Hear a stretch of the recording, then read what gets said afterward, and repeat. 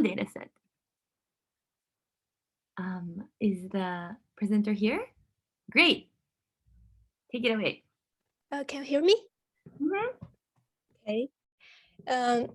Hello, I'm Jinga from the University of Bristol. Today, I'm going to introduce a video-based dataset of Holstein Friesian cattle and a framework to generate the cattle's candidate labels with self-supervised method.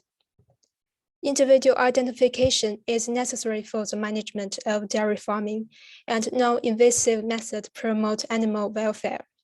Currently, visual method plus supervised learning is popular for individual identification, and our work aims to alleviate the data labeling burden from the supervised method. I'll introduce the dataset, cattle detector, and individual classifier. In the bottom position of the right slides, you can find the corresponding thumbnails of our posters pipeline. Dataset. The dataset includes images that separating cattle from the background with head directions, videos, and images with individual cattle annotations. Detector. We choose the rotated box detector as it provides clean and normalized data for identification of the crowded objects. This is achieved by modified retinonite to regress an additional angle parameter and we obtained 97% average polarization. Identifier. The detector is used to create checklists by getting the position of cattle and connecting nearest center point of detections in neighboring frames, and thereby extracting the entire checklist in the same individual. Checklists are sent to train the identifier in the format of triplets. Anchor and positive samples are from the same checklist, while the negative sample is from another one. With triplet loss, we project the training data to the 128-dimensional embedding space. We use Gaussian mixture model to cluster the latent space of test images, and the adjusted round index is around 0.5, and the accuracy is around 57%. But if we include the top 16 labels, it increased to around 80%. We updated the results recently by improving the hard mining strategy, and the accuracy improved by around 10%. We have shown the first three contributions above, and with our framework, we could get human involved in the labeling work by presenting the user with a set of images that contain the correct individual with a chance better than 3 in 4. And recently, we separated some labeled images from the test set for fine-tuning. Although the test set is slightly different, we achieved better results. Thank you. Great, great talk. It's on time also. So we have some minute for a question or two. I'm actually curious, how large is this data set? This is a data set about cattle with videos and images. How many videos and how many images? Over 300 video clips and 10,000 images. Yeah. And do you have an idea of how many cattle there are? I didn't remember. Okay, no, that's okay. This is great. If you are talking about individuals, that is 180 classes. I see. Great. Nice. Excellent. All right. So if there's any more questions, please. There's a good question. Any idea if similar approach would work for drone footage? Similar approach for, I think, detecting the cattle from like maybe an aerial drone, like a footage. Similar idea? Yeah, like your approach, because I think it was a top-down image. I think. Oh, yeah.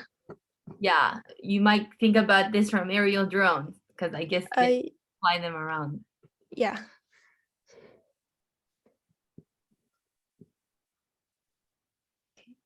Do you think it would not naturally work for that kind of input? Oh yeah. Oh, sorry, I got your question. The difference is that one is big and one is small, and our is in bar thing and it's a big cattle, and in the outside door, it will be a very small one. So the resolution would be small and it may be very blurred. So that is more difficult, I think. Great. All right, perfect. So then let's move on to the next keynote speaker. Thank you, Jing. Thank you. All right, so I'm super excited to introduce Mark Badger. Mark is a postdoc in the GRASP laboratory at UPenn with Kostas Danilis and Mark Schmidt in the Department of Biology. I first met Mark at Berkeley when he was a postdoc at UC Davis, when he was investigating biomechanics of bees. And then Mark completed his PhD at Berkeley in integrative biology, where he had this beautiful work on understanding flight behavior of hummingbirds. And I really like that video. And I'm really excited to see Mark, who came from this biology and biomechanics background, moving into computer vision space, now working with Kostas. And he has an amazing work in recovering 3D shapes of birds, which I think he will talk to us about today. So please take it away. Great, thank you. Thank you so much for that very kind introduction. I was incredibly excited to meet you as well.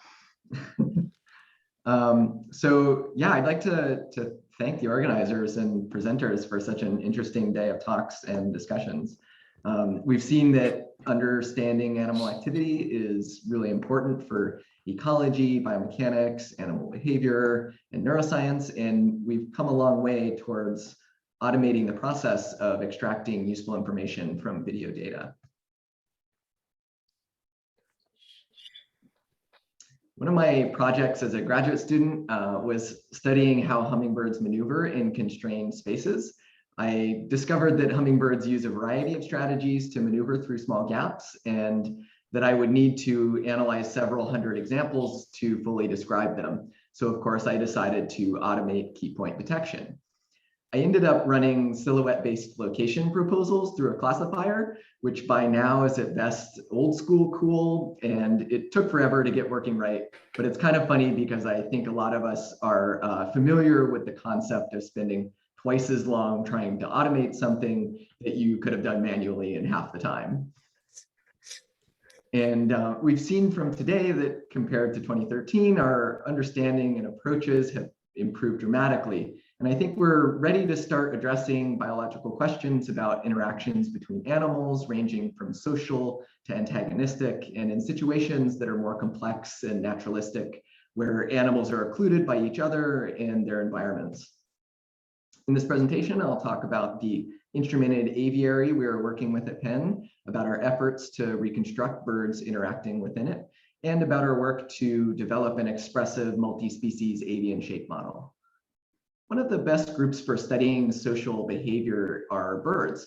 My collaborators in biology at Penn and I work with socially gregarious brown-headed cowbirds as a model species, and are attempting to reconstruct a flock of individuals interacting in this large outdoor aviary, with the ultimate goal of understanding the processes driving the development of their social network. This first topic is our effort towards reconstructing the pose and shape of cowbirds in the aviary, which we presented last year at ECCV. I did this work in collaboration with Yufu and Adarsh, who are master's students in computer science, and Ammon, who is a PhD student in biology. The Penn aviary was built 2 years ago by Ammon and Bird, and the aviary itself is this inner metal cage, which is about 2 meters high by 5 meters long, and is outfitted with 10 cameras and 24 microphones. There's a camera in each corner and 2 more looking down from above. And the 24 microphones are arranged around the perimeter. So we can actually do things like sound localization and things like that.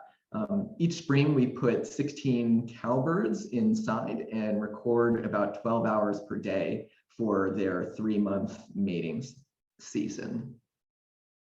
Cowbirds are widespread throughout North America and are obligate brood parasites, meaning that they lay their eggs in other species' nests and the young cowbirds are raised by the parents of the host species. Despite being raised by other species, once they leave the nest, they flock together and develop complex social networks where individuals and groups are interacting through both auditory and visual cues. This time lapse shows 8 of the camera views over one day. But to give you an idea of the kinds of behaviors we are trying to capture, I'll play a short clip from one of the cameras. This bird outlined in red is a male who is going to approach a female bird in blue and sing to her. There's the male song. She produces a chatter.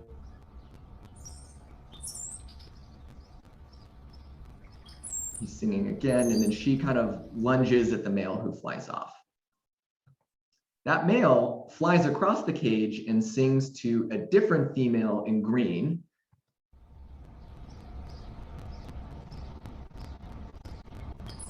And she flies off back towards the original female, and the male follows and sings again. Finally, the male jumps back to its original position and sings to the original female again. And she eventually flies away in a second. And these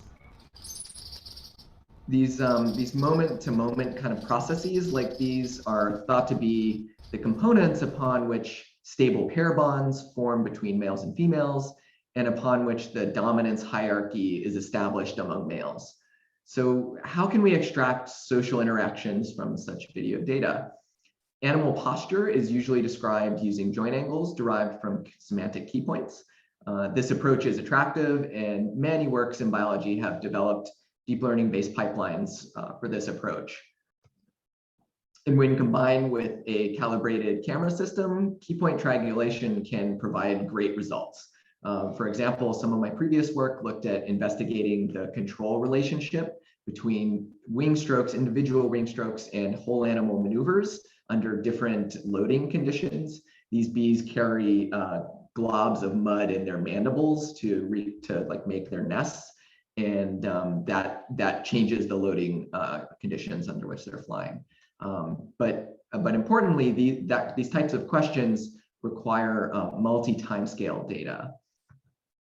However, for our problem in the aviary, triangulation fails under occlusions, which happen frequently in these complex environments with lots of individuals and relatively few cameras. Ideally, we would like a 3D approach that can constrain the relative positions of visible key points from separate calibrated views and even estimate pose from a single view. Second, some important social cues can be encoded in shape or configuration changes not easily captured by key points. Some shape changes could be captured by annotating key points on the surface at distinctive locations, and you could connect them with a skeleton prior that constrains the relative 3D locations of the key points. But I think by the time you have enough key points to extract the shape information that you care about, you might as well use a parameterized mesh, which can also make use of silhouette information. So we're looking for a model that can capture shape changes as well. Don't get too excited about the video on the right, because I'll tell you right now that we can't capture that yet. But we should expect to be able to model other more simple shape changes, such as heckle raising in dogs and cats. So can we, how can we model and estimate animal shape? One option is to use a model-free approach, where you start with a spherical or rough genus 0 shape mesh and deform it to fit silhouettes or other image data. These approaches are great because they don't need any 3D priors or scans. However, they also produce somewhat smoother surfaces that can be harder to use for pose estimation or downstream tasks. A second option is to model pose and shape using parameterized mesh models, which as you've heard earlier, can adjust pose using a skeleton and some skinning weights, which tell the surface vertices where they should be where they should be based on what the configuration of the skeleton. Then you can also alter the shape using coefficients of a PCA shape space. These models usually start from an artist designed and rigged mesh and develop the shape space for the species or classes of interest. One drawback, however, is that creating the shape space requires 3D scans, which can be difficult to obtain from live animals. One creative alternative that Sylvia Sufi developed is to scan toy figurines, which she used to create the small model. We took a similar approach of starting with an artist designed and rigged mesh that takes in 25 joint angles and produces a posed mesh. But we found that at least for birds, the toy figurines didn't have enough variety of postures to cover the distributions of pose and shape we needed. They were all kind of like very wings out or completely wings folded. And so instead, we implemented a bone length parameter for each bone, which allows the proportions of the bird's parts to change independently so that the model could at least transfer to our species, capture among individual variation, and better fit each bird instance. We now fit this mesh to an annotated multi-view data set to extract distributions for pose and bone length of birds in the aviary. Similar to natural settings, our data set contains large variation in appearance across viewpoints, time of day, and season, and even for the same individual identified here by the yellow-blue leg band combination. We exhaustively annotate 1,000 images to obtain over 6,000 instance segmentation masks. And we also annotate the locations of 12 anatomical key points on over 1,000 bird instances. And we detect birds using a mask RCNN pre-trained on COCO instance segmentation, which we fine-tune for birds. And frame-by-frame predictions are fairly stable across time, and we achieve excellent generalization to unseen days and even across seasons with an average precision of about 0.5. And we fit the avian mesh to key point and silhouette data for multiple views and for multiple individuals in the aviary. Our optimization objective contains terms for reprojection of 2D key points and silhouettes from each camera, pose prior penalizing the distance from the canonical pose, and pose and bone length limits penalizing joint angles and bone lengths outside realistic limits. We first optimize for overall position and orientation. We then include scale, bone length, and pose parameters. And finally, we fix scale, orientation, and position while continuing to refine these pose and bone lengths. And in an ablation study, we find that the silhouette does improve the IOU, or the alignment of the mesh with minimal effect on key point error. This multi-view optimization-based approach works well for birds in a variety of perched and flying poses, as long as multiple unoccluded views are available. However, nearly 40% of the birds in our data set were visible from one or fewer unoccluded views. This indicates a strong need for a single view approach. Given a detected bird and an associated bounding box, we first train a neural network to predict body key points and a mask. From the multi-view fits on birds in our data set, we extract distributions of shape and pose for birds in the aviary. We then train a pose and shape regression network on a synthetic data set of posed meshes and corresponding reprojected key points and silhouettes. These networks allow us to predict the parameters of the avian mesh model.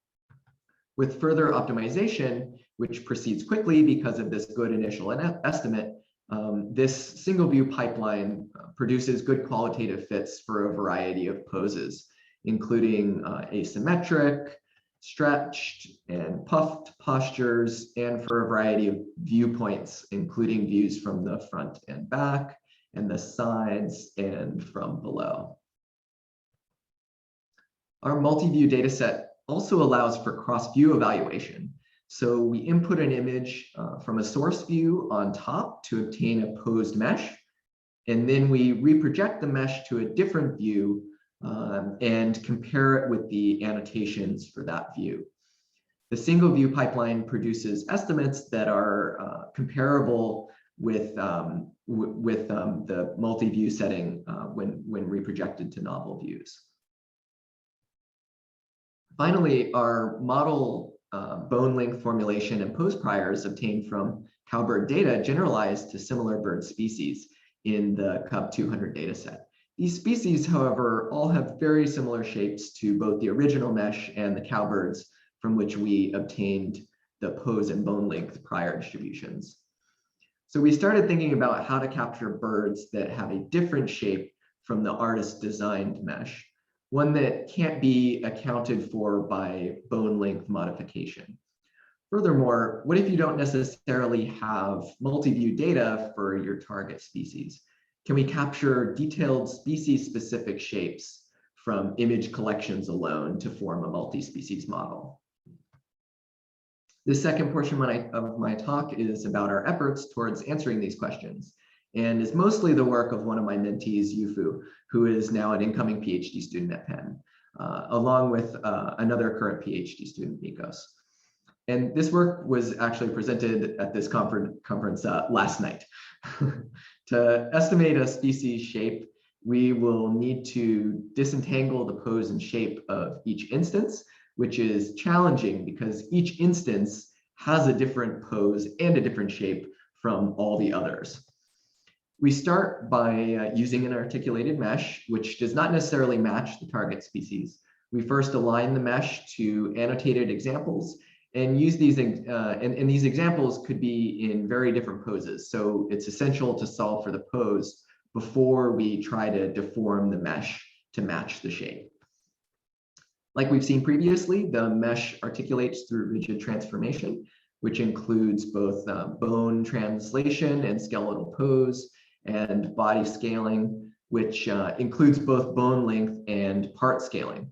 The bone length parameters stretch the bones in the skeleton along their axes, and part scaling uniformly scales certain anatomical parts, such as the beak and the tail.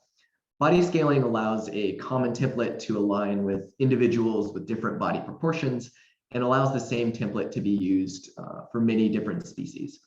All of these parameters here make up the alignment theta. And we optimize the alignment by minimizing the key point and silhouette reprojection error, as well as a post prior term that regularizes the skeletal articulation. And note, we do not yet have a shape space for adapting the mesh to the data. That is kind of in a way what we are trying to find here. After pose alignment, we optimize a non-rigid deformation applied to the template mesh so that reprojection errors can be further minimized. This deformation is regularized by a smoothing term, which includes the Laplacian to keep the mesh smooth, and the as rigid as possible energy to preserve local details. This part was really inspired by Sylvia's shape deformation work. With this deformation, the initial shape is refined to describe the species better, but because of the shape variation among different instances, none of the images are fitted completely. So we can kind of see that like the crest here is not fully being captured. To capture shape variation among instances, we optimize a set of deformation basis vectors and allow the shape of each instance to be modeled as the previous shape plus a linear combination of the basis vectors. We optimize the same objective with respect to the basis and the coefficients for each instance. As can be seen from the fitting, the reconstructions are now better fitted to each image. Once the optimization is finished, we perform principal component analysis on the reconstructions to learn a species-specific morphable model. We also subdivide the mesh to create a higher resolution version. And such a species-specific model can now be used to capture unseen individuals of the same species. We perform this method on 17 species from the Cub dataset, We select species that compose a diverse pool of avian shape features, and our captured shapes preserve details from the mesh prior can be reanimated for downstream applications and only require easy to obtain images of the same species, such as those in the Cub dataset. At this stage, along with the annotations, the key points and the silhouettes for those images. By combining reconstructions for all selected species, we build a new statistical avian shape model, which we name AVES. AVES is similar to the human model simple and the quadruped model small, and is parameterized by its pose and PCA shape coefficients. AVES can be fitted to images by optimizing its pose and shape parameters, and it can also be integrated with deep learning methods to perform single view mesh regression. Because our method disentangles pose and shape, we can further analyze the captured shapes. Here we show a UMAP embedding of the PCA shape coefficients of our samples. And we can see that similar shapes are embedded close to each other. For example, the two kingfishers and the cardinal blue jay are both located fairly near each other. The phylogeny for these species here on the right shows the tree of relatedness between the species and the estimated time since they diverged from a common ancestor. For example, the pileated woodpecker and the northern flicker are recently diverged, as are the painted bunting and the cardinal. Assuming you have a relatively unbiased sampling of species, you can also make guesses about the ancestral state at the branch points and identify cases of convergent or independent evolution, which you can see for the case of these distantly related long-tail species who share what was probably a shorter-tailed ancestor. So you can also see this phylogeny back in the UMAP space, which also shows the estimated locations or states of those ancestors with the route labeled by AVES. Looking at the ancestral state reconstruction in the UMAP embedding, we observe similar shapes in recently diverged species, independent evolution of long tails, and convergent evolution of head crests and water bird morphology in relatively distant species. A phylogenetic analysis shows that the embedded shapes are correlated with the avian phylogeny. Specifically, a trait is consistent with a given phylogeny if it has phylogenetic signal close to 1, which measures the tendency of related species to be closer together in shape space than species drawn at random. We find that the PCA shape space does have high phylogenetic signal, whereas a similar analysis of ResNet visual features, which had been trained on a classification of these cub species in Cub 200, has low phylogenetic signal and does not show similar evolutionary patterns, meaning that it is inconsistent with the phylogeny. Thus far, we have focused on birds, but our method can be applied to other animal categories such as dogs. Using the mean canis mesh from small as a template, we performed the same body scaling, alignment, and shape update following our method to capture the shapes of the bees and hounds. So in darker blue, we have the alignment after body scaling, and in lighter blue shows the final shape after learning the deformation basis across the examples. I need to let my cat out of the room. This is the only group in the world that is totally fine with an animal being in distress.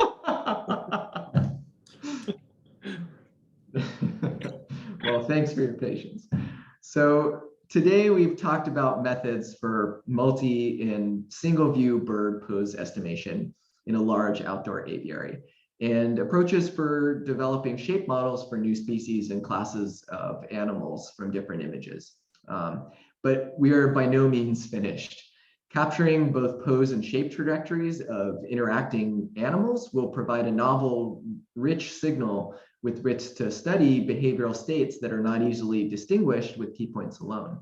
In our future work, we plan to use our mesh to improve cross-view matching and extend our work to the video domain, with the ultimate goal of exploring how behavioral maps of both individuals and pairs change as social networks develop over the course of the mating season.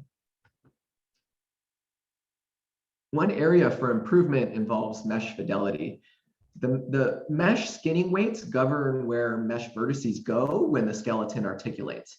But how can we ensure that the skinning weights make the mesh vertices go where the real surface points go on the animal? It is very hard to learn or capture adjacent surfaces of body parts that fold or slide over one another. For example, dog legs or bird feathers during wingtip folding. And this is very important for biomechanics and morphometrics in particular. One possibility is to learn skinning weights using a combination of texture supervision and high-speed video of hard articulations or shape changes. In conclusion, I'm excited that we're all making amazing progress, and I still have hope that we'll get to capture this black sicklebill one day. And I'd like to thank my student and faculty collaborators, and in the bottom row, 6 amazing undergraduate students who contributed to this work. Thank you. Great, thank you for the excellent talk. That was really cool and interesting. All right, we're getting already questions. Hemal, do you want to take it away? Yeah, Mark, awesome work. A few years ago, I saw the setup from Mark when he visited us, and yeah, it's reached very far, so it's very impressive. I have actually like a lot of questions, but I will try to cut it down to some like very so how good is you think the approach with validation of such predictions with silhouettes? Like, can we, because often I would imagine then the problem, like while analyzing the behavior data, is that then you want to know realistic distances also between the animals and so on. So while we get the models in 3D, we are still don't get the distance from the camera, right? And what is your thoughts on that? Yeah, that's a great question. And some of that we can estimate the depth by looking at the size of the individual or the size of the bounding box. But in general, the coverage is pretty good. So we can typically see a given individual by two or three cameras, and we will be tracking them through space. And so we'll kind of have an idea. If one of the cameras drops out, then we can maybe update the pose, but not necessarily the 3D position with that single camera. That's a really good question, though, and I think that multi-view data is pretty much you need a multi-view approach and so probably the ultimate pipeline will maybe do some single view pose regression to get a pretty solid initial estimate, and then use that for cross view matching to aid with tracking, and then also refine that pose using the available multi-view information. And when that refinement is happening, that is the key points that we're localizing. Those are actually supervising the actual 3D position. So those will be optimized to optimize the reprojection error. Yeah. Can I have a quick follow-up? Sure. So we are in the process of creating a data set for Siberian jays feeding on a feeder in the wild. Oh, nice. What are the tips of, like, can I use this approach out of the box, or you can give me tips on how to improve that data set so that maybe don't stumble upon mistakes that or some limitations that you are facing? Yeah. So full disclosure, the model is currently horrible at fitting intermediate wing postures. The feathers that the artist designed are kind of like stuck in the wing bones. And so when the wing articulates, the feathers just like rigidly move along with it. And they incorporated some shape keys to to kind of like to interpolate between this open wing and closed wing posture. So we actually use two separate initializations, two separate kind of T poses for that. But we didn't get to it by the submission time, but we're planning on incorporating these shape keys so that the wings do more smoothly between these open and closed postures. The other thing is that these models are super dependent on key points, on key point accuracy, and unless you're going to go the full pose regression from an image route. If you're doing any kind of optimization with key point supervision, the key points they will completely give you a wrong answer if they're wrong.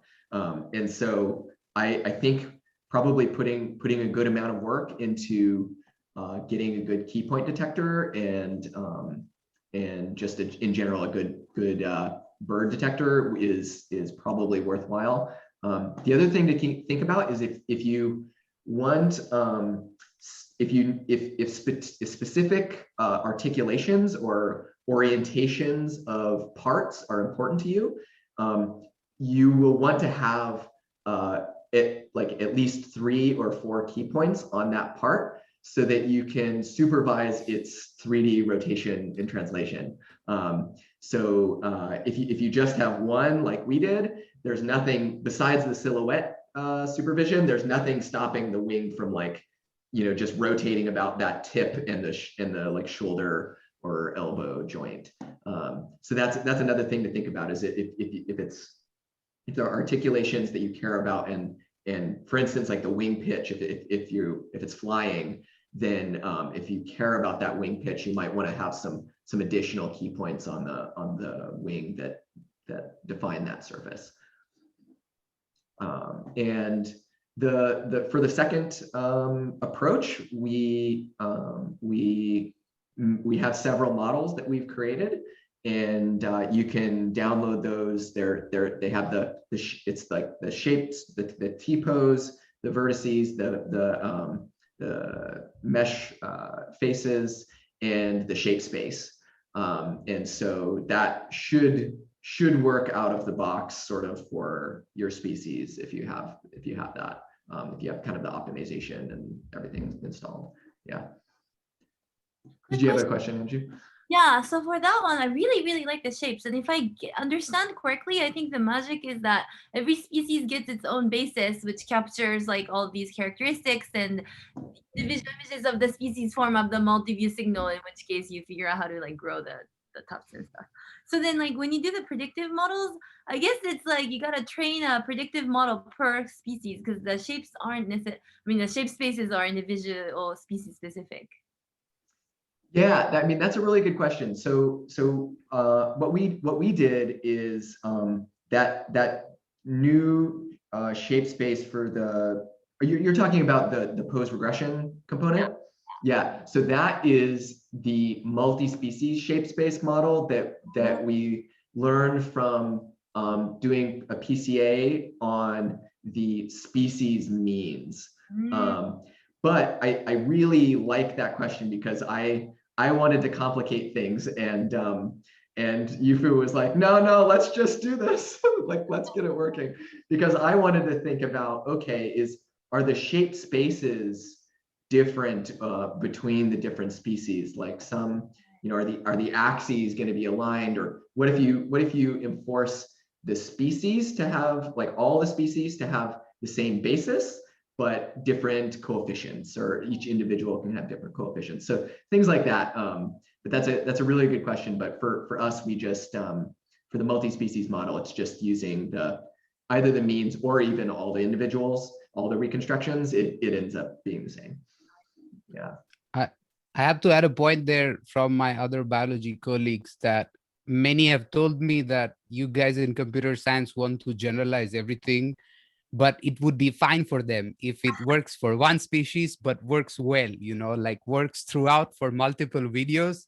If it just does the job, they don't have problem in sitting and annotating it.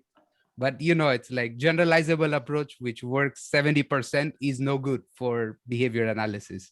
So like it's that's the balance maybe.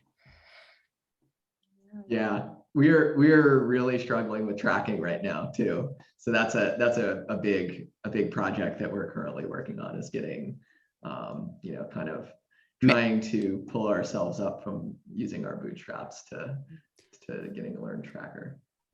May I ask how much performance time it takes? Because if you have days and days of videos, what's the analysis time somebody's looking at for getting the reconstructions? Because the real behavior analysis starts after getting these reconstructions, right? So what's the time frame once? I mean, right now you're processing it. Yeah, this kind of chunk of the pipeline is actually not the bottleneck, because if it was starting from the pose estimation, the multi-view pose estimation from scratch, kind of uninitialized, that takes a long time. But since we're running the crops through the pose regression network to get a good initial estimate, and then only kind of like really finely tweaking the pose, that process is pretty fast for the crops. So it ends up being currently the bottleneck is detection, and with the mask CNN. Yeah. I have another. And just accessing the videos, like they're stored in these like ROS bags with timestamps, and you have to they're encoded, and you have to decode them to get at them, and it's There's a follow-up question about Mackenzie from Mackenzie. Can you give us an estimate of the FPS? Oh yeah, I totally failed to mention that. It's slow compared to my previous work. It's 40 frames per second, which is it actually makes tracking hard, because a bird will go from here to here and just like completely disappear. So we can't really use any kind of optical flow to propagate masks or anything like that. So yeah, I wish that we were operating at 200 frames a second, but then we could only record for like an hour. Yeah, well, that's way more data then. Yeah, exactly. Yeah, sorry, maybe to clarify, Mark, I was meaning for your pipeline, like how much it takes to process the data. Like, are you in real time or are you in super real time? Yeah, but that's also interesting too. Yeah, both are good.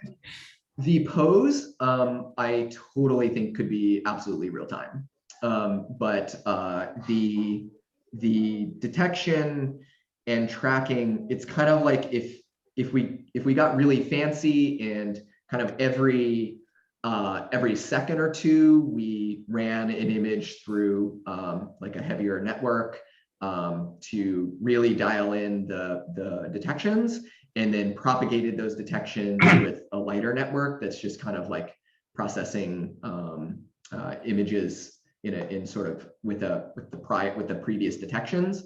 That I think we could get up to real time, but right now it's definitely not real time. We're kind of like collect a season of data and then spend like 9 months analyzing the 3 months of the data.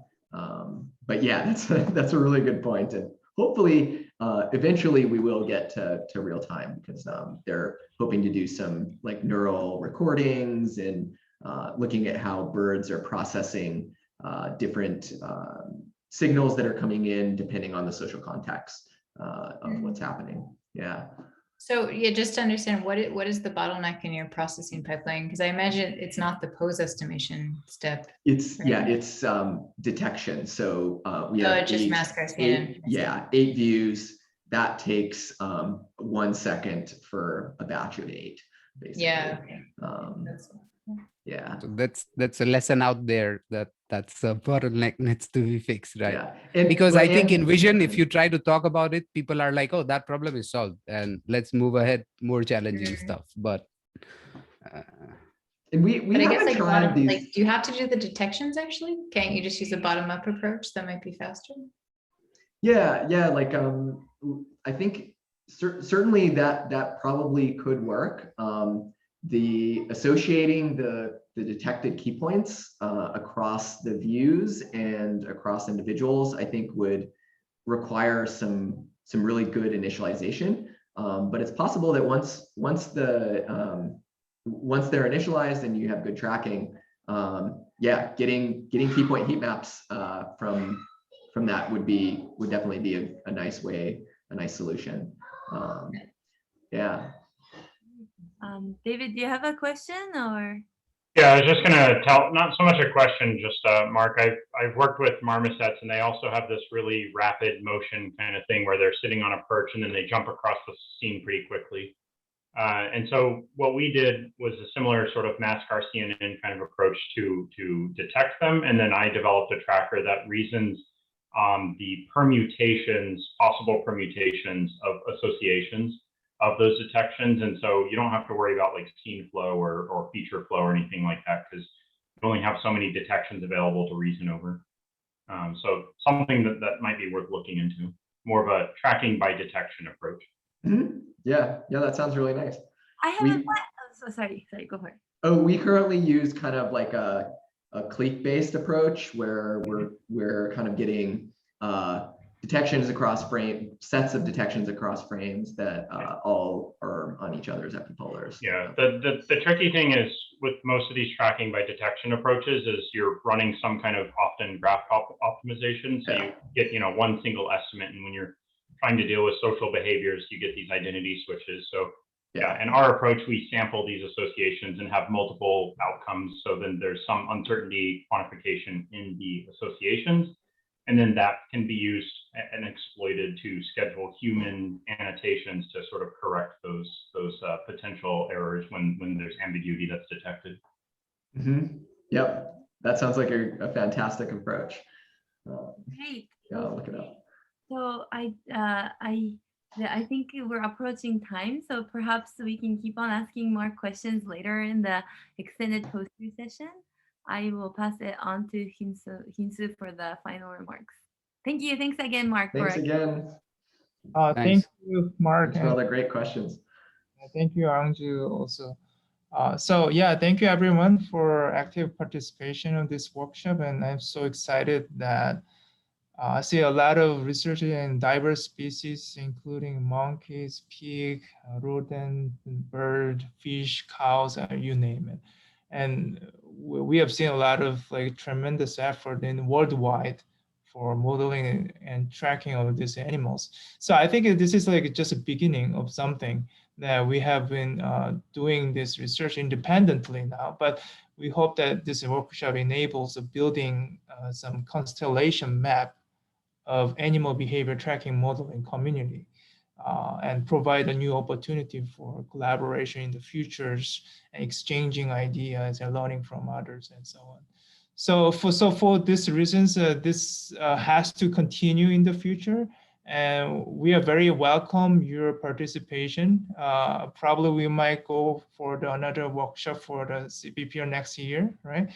And note that we'll also post the invited talk and oral presentation, except for the few in our website. And please check our website for more details. And so here, I would like to conclude this last session, and there will be another pause session in the gallery. So check that out.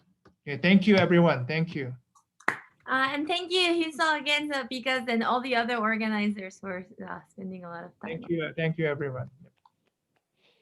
Yeah, thank you so much, the organizers. This is fantastic. Thank you. Thank you. Thank you.